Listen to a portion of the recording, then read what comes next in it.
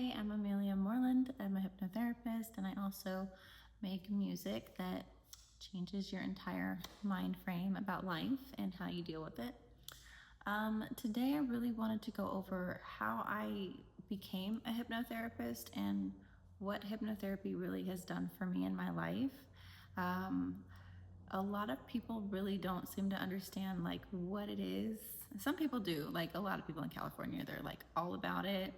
They love it. It's the whole vibe. And then I'm here in Texas, and a lot of people are just like, oh, what is that? That sounds terrifying, because they don't know what it is. They don't know what it is that I offer, or how it's really going to work. So when I first heard of hypnotherapy, I think it was in like a self-help book. I don't even remember which book it was, but I read something about like regressive, like past life regression sessions, and figuring out like trying to find out where memories that you can't really explain are coming from, feelings that you can't really explain coming from, which honestly, you could have past lives, but it can also be stored information in your DNA that's been passed down generation through generation, which is a really cool. It's its own pocket of topic,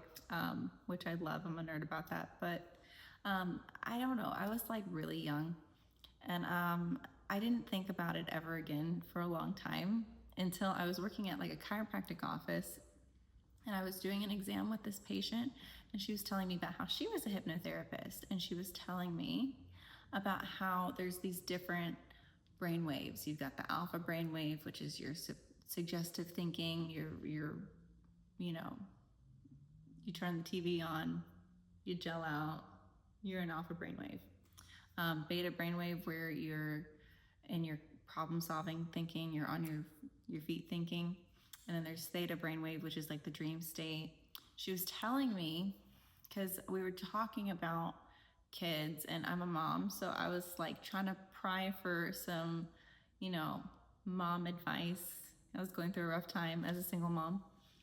And she was telling me about how kids are always on alpha brainwave until they're about the age of 7.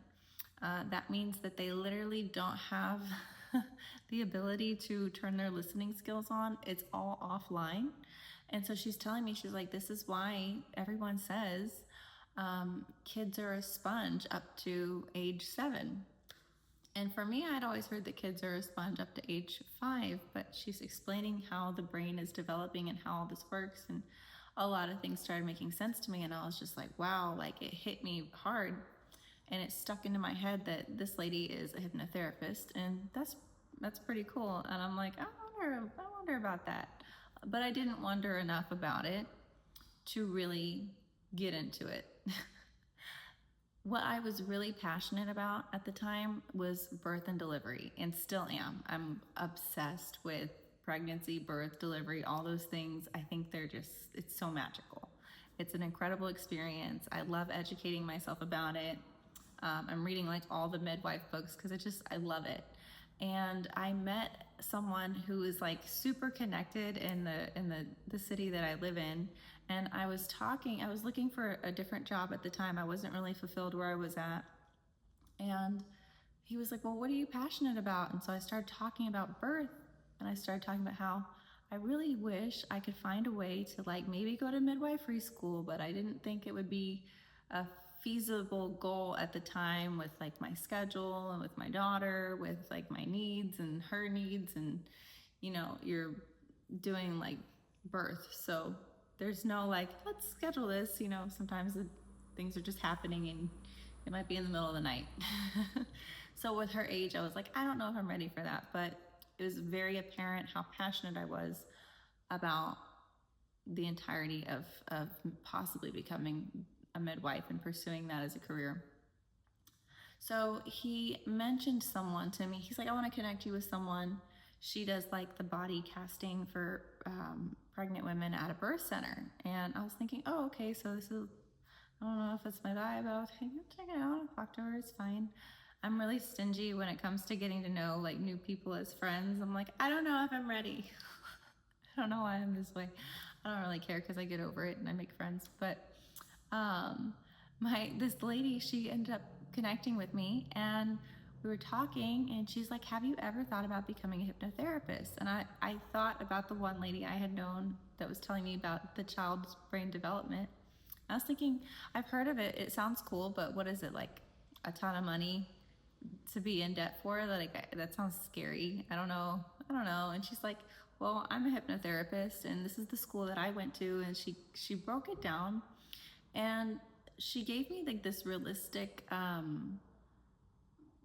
kind of a plan, kind of a goal, where I realized, I was like, that would be a lot of fun to do that as a job. That would be a lot, like, it'd be a really good foundation for anything that I want to pursue medically. So I took it really seriously. I saved up for that next year, and when I was ready to start school, I hopped on board with it. And what really stuck out to me was it was about mindset. It was about changing the neural pathways of your mind. Some of the things that I was drawn to with birth and things were like, you get the education, you learn about your body, you're in tune with your body, and then there's all of these interventions and unnatural things and disconnect to a physiological birth that really don't benefit the mom and baby as much as it could. And there's a lot of listening to your intuition when it comes to that. And it was pairing pretty closely with how you build and rewire your neural pathways with hypnotherapy. And that was, again, I love geeking out on all kinds of stuff like psychology and why things work the way they do. Like, I'm about midwifery, epigenetics, microbiome, like the entire, like, I just want to like let my brain cells drool over all this fun stuff. So when I got into hypnotherapy school, I learned about neuroplasty and how your mind is so flexible, and how the subconscious makes about like pretty much 90%, 85 to 95% of all of your decision making. And your conscious, you're kind of just on autopilot. So as I was learning about the mind, and I was also, again, geeking out, getting all the books, reading all the books, like how they used hypnosis and medical procedures back in the day before, I guess, anesthesia was the big money maker. I don't know. And how it was also used for emotional health, how people were treating like their stutters, they were treating their alcoholism, smoking. There was one book I read, it was like Let My Voice Go With You, and it was about, I always say his name backwards, Milton Erickson, I think his name was, and he was such a funny hypnotherapist. He's one of the fathers of it, and his approach was just really open and fun and cool, and he would have these conversations with people while they were in like trance state, alpha brainwave, like a hypnotic state. So they're fully aware, but they're just talking to him in this state, it's indirect. He would say some funny stuff, but he would really get to the bottom of what this person really wanted and how they had the subconscious block in front of it and how to build the pathway over that so they could have the result. So I was reading all these different types of therapists, and I'm like, this is just so cool. So then I got time to like start practicing with my classmates. And the school that I went to Marissa Pierre's school for RTT. She does not believe in going to therapy for 800,000 years. She believes in like, if you go to the dentist and your tooth aches, let's not talk about it for 6 years. Let's get the problem out. Let's do the root canal. Let's move it. And so she's discovered how to root canal with therapy, with hypnotherapy, very quickly. And her technique was incredible. But I like to complicate things. So while I was practicing with my classmates, I kept picking different problems, different things. Like, I'm like, oh man, I never score as high as I want to on tests. Like, what's the deal with that? I study. I'm not stupid. I know. What's the deal with that? Why do I? It's almost like I do it on purpose. It's almost like I can barely. I'm. What are we? What are we doing? What are we doing with the emotional avoidance? What are we doing with like our relationship with money? What are we doing with my parenting?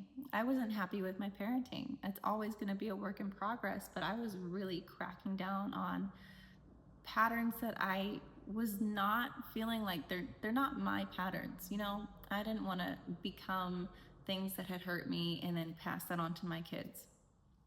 So I had like I think 4 different things that I wanted to work on, and every single time the things that we worked on, we would go into the session, we would go into like the past, like it's like an age regression where you're going back into where your brilliant subconscious created this like self-defense mechanism to protect you in some way, and why and where it connected to. It always connected to the same thing.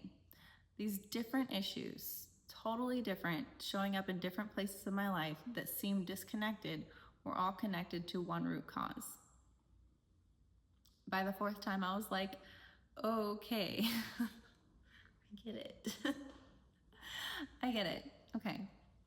So at that point now, after doing like 4 of these in practice in school, I'm kind of like, okay, so this is the root issue. This is the grief. This is the trauma. This is the part that I need to heal and decide what to really actually do with it. And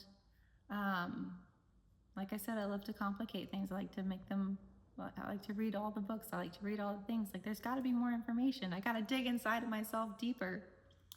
But it was an octopus. It was the one head of the octopus with all these tentacles. So I chopped the octopus's head off. And from there, each tentacle of a problem in my life, either with just strictly suggestive therapy from that point on, because then I was like, oh, well, you know, I'm a hypnotherapist. I can do it for myself, which we learned also in school, how to work with it on your own terms. I started doing different hypnosises for different things that I wanted to work on. And the pattern of that is it's a recording of suggestive therapy. So you put yourself in hypnosis, which you're going just in a meditative state, like fully aware of everything around you. This is something you can listen to going to sleep. This is something like I listen to it while I'm doing yoga. Sometimes I look at myself in the mirror so I can tell myself, girl, get it together. And then, you know, however, people do it all kinds of ways. But I listen to it all the time. What I noticed was, for me, about 3 days in of my first like real audio that I really plunged into everything that I wanted to rewire with my patterns and my behavior, my triggers. Day 3, I had like maybe a headache. I was like, oh my gosh, like, whoa, what? I haven't had a headache in a while. And I don't say that to deter anybody, but this was just my symptom. And I realized, I'm like, it's because my brain is like hard drive resetting what I believe about myself and how I see myself, to the point where, oh my God, I might actually get some confidence that I didn't really have and pretended to have before. That was a show before. Now I'm here. Now I'm present. Oh, now I have anchors. Every time this happens with my kids, I have a trigger. I change the trigger. So where I used to be triggered into overstimulation, now my trigger is into regulating. So however you want that set up, you can tweak it however need be. You write the formula to give yourself the version of you that you already are. You're just buried under all of these subconscious blocks in front of your result that you want. And all hypnotherapy is just designing pathways, like bridges over the subconscious blocks, so that you can get to it. You can just walk across. There you go. Bam. It's like magic wand. I can't do the Disney. I don't even know what shape that was, but whatever. But yeah, hypnotherapy for me, honestly, has been life-changing. I use it all the time. I'll revamp my hypnotic audio that I listen to every 3 months or so, not because I need to, but because I don't want to stop growing. And I'm one of those people that I just can't stand like sitting in the same space of myself. Like I can't stand the idea of having the same year I had yesteryear, last year. I don't like the idea of spending the next 3 months the way I spent the last 3 months. Like I want to be doing something. I want to be moving forward with my life. So it gives me the ability to be very gentle with myself while I can aggressively, I don't know if aggressively is the right word, but I'm very ambitious. It gives me the ability to just go, get up and go. Because the more you listen to what you want your mind to believe, the more it's gonna believe it. Especially if there's like things that, sometimes there's things that people don't believe. You don't believe you're always gonna have a good day sometimes. You don't believe that, I don't know, there's things. So sometimes your belief is like you're always gonna have to work really hard to make a lot of money. And it's gonna suck all your time and energy from you all the time, and you're not worth anything if you don't do it that way. Like you're useless. Like there's two different beliefs there. There's the belief that you have to work really hard to earn all the financial freedom that you want. You have to trade all your time to get there. And then there's this other belief that if you don't do it like that, you're useless. So you can pick your belief patterns that you really want to map out in yourself. You have like full freedom, full reign. Like if you don't want to feel worthless, we can make sure you don't feel worthless regardless of what you do with your life, with your money, with your work ethic. You should have good work ethic anyways, but there's so many things, and it's just been like incredible. It's been an incredible journey for me. I think I've gone through like maybe 3 different audios over the past year that I've created for myself.